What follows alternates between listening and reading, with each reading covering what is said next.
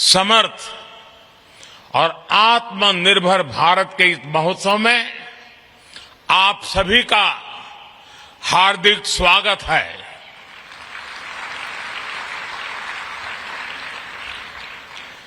देश के प्रधानमंत्री के रूप में आपका स्वागत करना ये जितना गौरवपूर्ण है उतना ही गौरवपूर्ण इस धरती के बेटे के रूप में आप सबके स्वागत करने का भी मुझे गर्व है। डेफ एक्सपो 2022 का ये आयोजन नए भारत की ऐसी भव्य तस्वीर खींच रहा है जिसका संकल्प हमने अमृतकाल में लिया है। इसमें राष्ट्र का विकास भी है, राज्यों का सहभाग भी है। इसमें युवा की शक्ति भी है, युवा सपने भी हैं, युवा संकल्प भी है, युवा साहस भी है, युवा सामर्थ्य भी है। इसमें विश्व के लिए उम्मीद भी है, मित्र देशों के लिए सहयोग के अनेक अवसर भी हैं। साथियों, हमारे देश में डिफेंस एक्सपो पहले भी होते रहे हैं, लेकिन इस बार का डिफेंस एक्सपो अभूतपूर्व है। एक नई शुरुआत का प्रतीक है। ये देश का ऐसा पहला डिफेंस एक्सपो है जिसमें केवल भारतीय कंपनियां ही भाग ले रही हैं। केवल मेड इन इंडिया रक्षा उपकरण ही है। पहली बार किसी डिफेंस एक्सपो में भारत की मिट्टी से, भारत के लोगों के पसीने से बनी अनेक विध उत्पाद हमारे ही देश की कंपनियां, हमारे वैज्ञानिक, हमारे युवाओं का सामर्थ्य आज हम लौह पुरुष सरदार पटेल की इस धरती से दुनिया के सामने हमारे सामर्थ्य का परिचय दे रहे हैं। इसमें 1300 से ज्यादा एग्जीबिटर्स हैं, जिसमें भारतीय उद्योग है, भारत के उद्योगों से जुड़े हुए कुछ जॉइंट वेंचर्स हैं, एमएसएमईज और 100 से ज्यादा स्टार्टअप्स हैं। एक तरह से आप सब यहां और देशवासी और दुनिया के लोग भी क्षमता और संभावना दोनों की झलक एक साथ देख रहे हैं। इन्हीं संभावनाओं को साकार करने के लिए पहली बार 450 से ज्यादा एमओयूज और एग्रीमेंट साइन किए जा रहे हैं। साथियों, ये आयोजन हम काफी समय पहले करना चाहते थे। गुजरात के लोगों तो भली भांति पता भी है, कुछ परिस्थितियों के कारण हमें समय बदलना पड़ा, उसके कारण थोड़ा विलंब भी हुआ। जो विदेशों से मेहमान आने थे उनको असुविधा भी हुई, लेकिन देश के अब तक के सबसे बड़े डिफेंस एक्सपो ने एक नए भविष्य का सशक्त आरंभ कर दिया है। मैं जानता हूं कि इससे कुछ देशों को असुविधा भी हुई, लेकिन बड़ी संख्या में विभिन्न देश सकारात्मक सोच के साथ हमारे साथ आए हैं। साथियों, मुझे खुशी है कि भारत जब भविष्य के इन अवसरों का आकार दे रहा है तो भारत के 53 अफ्रीकन मित्र देश कंधे से कंधा मिलाकर हमारे साथ खड़े हैं।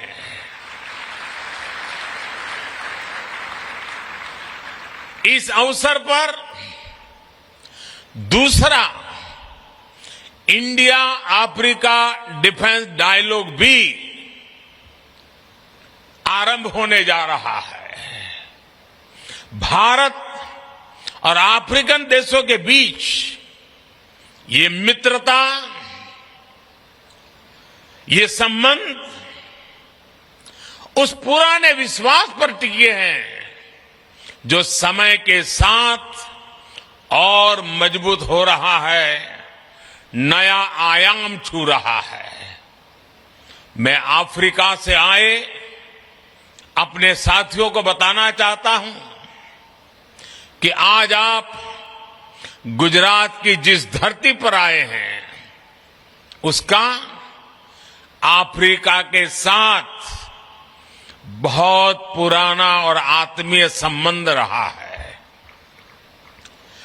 अफ्रीका में जो पहली ट्रेन चली थी उसके निर्माण कार्य में इसी गुजरात के कच्छ से लोग अफ्रीका गए थे और उन्होंने मुश्किल अवस्था में हमारे कामगारों ने जी जान से काम करके अफ्रीका में आधुनिक रेल उसकी नींव रखने में बहुत बड़ी भूमिका निभाई थी।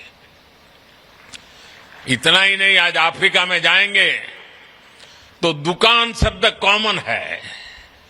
ये दुकान शब्द गुजराती है। रोटी, भाजी, ये अफ्रीका के जनजीवन में जुड़ गए शब्द हैं। महात्मा गांधी जैसे वैश्विक नेता के लिए भी गुजरात अगर उनकी जन्मभूमि थी तो अफ्रीका उनकी पहली कर्मभूमि थी।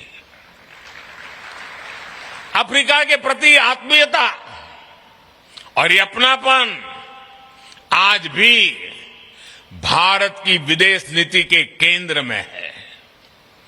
कोरोना काल में जब वैक्सीन को लेकर पूरी दुनिया चिंता में थी तब भारत ने हमारे अफ्रीकन मित्र देशों को प्राथमिकता देते हुए वैक्सीन पहुंचाई। हमने हर जरूरत के समय दवाइयों से लेकर पीस मिशन तक अफ्रीका के साथ कंधे से कंधा मिलाकर चलने का प्रयास किया है। अब रक्षा क्षेत्र में हमारे बीच का सहयोग और समन्वय इन संबंधों को नई ऊंचाई देंगे। साथियों, इस आयोजन का एक महत्वपूर्ण आयाम इंडियन ओशन रीजन प्लस की डिफेंस मिनिस्टर्स कॉन्क्लेव भी है। इसमें हमारे 46 मित्र देश हिस्सा ले रहे हैं। आज अंतर्राष्ट्रीय सुरक्षा से लेकर वैश्विक व्यापार तक मैरीटाइम सिक्योरिटी एक ग्लोबल प्राथमिकता बनकर उभरा है। 2015 में मैंने मॉरिशस में security and growth for all in the region यानी सागर का विजन भी सामने रखा था। जैसा कि मैंने सिंगापुर में सांग्रीला डायलॉग में कहा था, इंडो पैसिफिक रीजन में अफ्रीकी तटों से लेकर अमेरिका का तक भारत का एंगेजमेंट इंक्लूसिव है। आज ग्लोबलाइजेशन के दौर में मर्चेंट नेवी की भूमिका का भी विस्तार हुआ है। दुनिया की भारत से अपेक्षाएं बड़ी हैं और मैं विश्व को विश्वास दिलाना चाहता हूं, आपकी अपेक्षाओं को पूरा करने के लिए भारत हर कोशिश प्रयास करता रहेगा। हम कभी पीछे नहीं हटेंगे। इसलिए ये डिफेंस एक्सपो भारत के प्रति वैश्विक विश्वास का प्रतीक भी है। इतने सारे देशों की उपस्थिति के जरिए विश्व का बहुत बड़ा सामर्थ्य गुजरात की धरती पर जुट रहा है। मैं इस आयोजन में भारत के सभी मित्र राष्ट्रों और उनके प्रतिनिधियों का हृदय से स्वागत करता हूं। मैं इस भव्य आयोजन के लिए गुजरात के लोगों और विशेष रूप से मुख्यमंत्री भूपेंद्र भाई पटेल, उनकी पूरी टीम का अभिनंदन करता हूं। देश और दुनिया में विकास को लेकर औद्योगिक सामर्थ्य उसे लेकर के गुजरात की जो पहचान है, आज इस डिफेंस एक्सपो से गुजरात की पहचान को चार चांद लग रहे हैं, एक नई ऊंचाई मिल रही है। आने वाले समय में गुजरात डिफेंस इंडस्ट्री का भी एक बड़ा केंद्र बनेगा। भारत की सुरक्षा और सामरिक सामर्थ्य में गुजरात का भी बहुत बड़ा योगदान देगा, ये मुझे पूरा विश्वास है। साथियों, मैं अभी स्क्रीन पे देख रहा था, डीसा के लोग उत्साह से भरे हुए थे, उमंग और उत्साह नजर आ रहा था। डीसा एयरफील्ड का निर्माण भी देश की सुरक्षा और उस क्षेत्र के विकास के लिए एक महत्वपूर्ण उपलब्धि है। डीसा अंतर्राष्ट्रीय सीमा से केवल 130 किलोमीटर दूर है। अगर हमारे फोर्सेस, विशेषकर हमारी वायुसेना डीसा में होगी तो हम पश्चिमी सीमा पर किसी भी दुस्साहस का और बेहतर ढंग से जवाब दे पाएंगे। डीसाना भाइयों बहनों, તમને હું ગાંધીનગરથી અનેક અભિનંદન પાઠવું છું। હવે તો ડીસા વાસણનો બનાસકાંઠા પાટણ જિલ્લાનો સિતારો ચમકી રહ્યો છે। इस एयरफील्ड के लिए गुजरात की ओर से साल 2000 में ही डीसा के ये जमीन दी गई थी। जब यहां मैं मुख्यमंत्री था तो मैं लगातार इसके निर्माण कार्य के लिए प्रयास करता था। तत्कालीन केंद्र सरकार को, उस समय जो सरकार थी, उनको बार बार मैं समझा रहा था इसका महत्व क्या है। इतनी सारी जमीन दे दी, लेकिन 14 साल तक कुछ नहीं हुआ और फाइलें भी ऐसी बना दी गई थी, ऐसे सवालिया निशान डाले गए थे कि मुझे वहां पहुंचने के बाद भी सही तरीके से सही चीजों को प्रस्थापित करने में भी टाइम गया। सरकार आने के बाद हमने डीसा में ऑपरेशनल बेस बनाने का फैसला लिया और हमारी सेनाओं की अपेक्षा आज पूरी हो रही है। मेरे डिफेंस के साथी, जो भी चीफ ऑफ डिफेंस साहब बने, हर किसी ने मुझे हमेशा इस बात की याद दिलाई थी और आज चौधरी जी के नेतृत्व में ये बात सिद्ध हो रही है। जितना अभिनंदन डीसा को है, उतना ही अभिनंदन मेरे एयरफोर्स के साथियों को भी है। ये क्षेत्र अब देश की सुरक्षा का एक प्रभावी केंद्र बनेगा। जैसे बनासकांठा और पाटन, उसने अपनी एक पहचान बनाई थी। वो पहचान थी बनासकांठा पाटन गुजरात में सौर शक्ति, सोलर एनर्जी का केंद्र बनकर उभरा है। वही बनासकांठा और पाटन अब देश के लिए वायु शक्ति का भी केंद्र बनेगा। साथियों, किसी भी सशक्त राष्ट्र के लिए भविष्य में सुरक्षा के मायने क्या होंगे, स्पेस टेक्नोलॉजी इसका एक बहुत बड़ा उदाहरण है। मुझे बताया गया है कि तीनों सेनाओं द्वारा इस क्षेत्र में विभिन्न चुनौतियों की समीक्षा की गई है, पहचान की गई है। हमें इनके समाधान के लिए तेजी से काम करना होगा। मिशन डिफेंस स्पेस देश के प्राइवेट सेक्टर को भी अपने सामर्थ्य दिखाने का अवसर देगा। स्पेस में भविष्य की संभावनाओं को देखते हुए भारत को अपनी इस तैयारी को और बढ़ाना होगा।